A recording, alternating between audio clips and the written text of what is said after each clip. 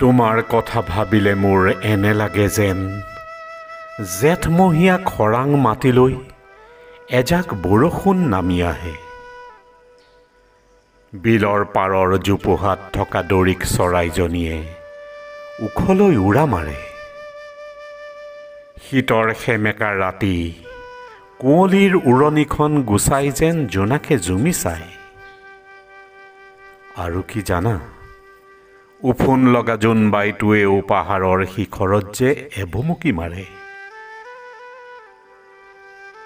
মই জানো তুমি নাই, তুমি নাছিলা। তোমাৰ অনুভৱেৰে জীয়াই ৰাখোঁ মই মোৰ অস্তিত্ব।